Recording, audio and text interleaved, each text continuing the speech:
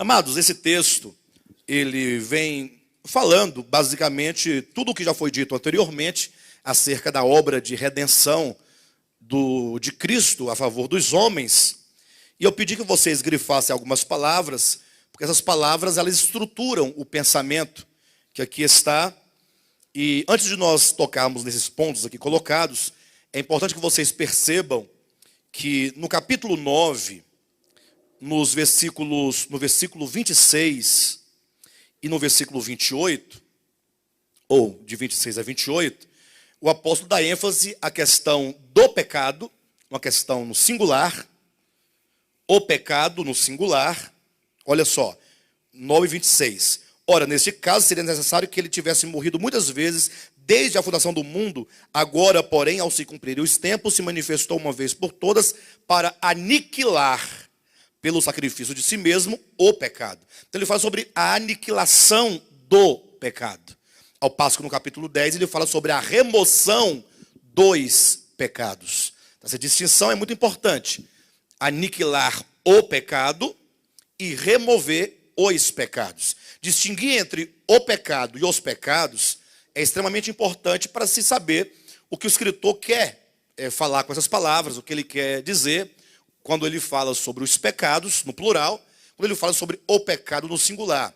E aí, toda vez que o apóstolo usar a expressão o pecado, não necessariamente todas as vezes, mas sempre que ele estiver dentro de um contexto, ele vai falar sobre o pecado enquanto uma consciência caída. O pecado enquanto alguma coisa que habita ou que está organicamente no homem e que precisa de ser destruído. Ao passo que quando ele coloca a expressão os pecados, ele se refere a atitudes, a procedimentos, a ações que são frutos do pecado. Como se o pecado, atenção como estou colocando, como se o pecado fosse uma raiz e uma árvore que tivesse com suas raízes enraizadas no âmago do ser humano, e os pecados fossem então os frutos produzidos por essa árvore. Quando eu digo como se fosse, eu digo isso porque é comum na teologia convencional, e nós não fugimos a esta regra no passado. Hoje nós estamos procurando, inclusive, corrigir o entendimento para tocarmos a verdade com maior propriedade. É comum na teologia convencional entender o pecado enquanto uma natureza. Entender o pecado como a presença do mal.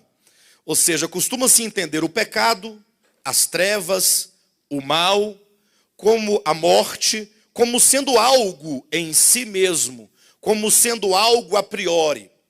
Então nós partimos do seguinte entendimento: ora, se Deus é o único criador, na verdade, Deus ele é criador e é o único criador, porque somente Ele pode criar algo. Sabemos nós que Deus criou todas as coisas, que tudo o que existe foi por Ele criado. Embora as suas existências, muitas delas, estejam degradadas ou deformadas em razão do pecado, mas o fato é que tudo o que existe, degradado ou não, tem origem, a priori, em Deus. Ele é o Criador. Então, se existem anjos, foi porque Deus os criou. E, por exemplo, se existe Satanás enquanto anjo, criação original de Deus, então Deus o criou. Deus não criou o diabo. Deus criou um anjo, ou que seja, um querubim, como vocês quiserem. E esse querubim, portanto, como diz Ezequiel capítulo 28, lá nos diz que ele foi criado perfeito. Perfeito eras nos teus caminhos, desde o dia em que foste criado. Então Deus não criou o diabo. Deus criou anjos, arcanjos, querubins, todos em perfeito estado. Se houve degradação dos seres, tudo bem. Mas Deus não criou o diabo, como também não criou as trevas. E todos nós sabemos que as trevas não existem a priori, uma vez que as trevas são a mera ausência da luz.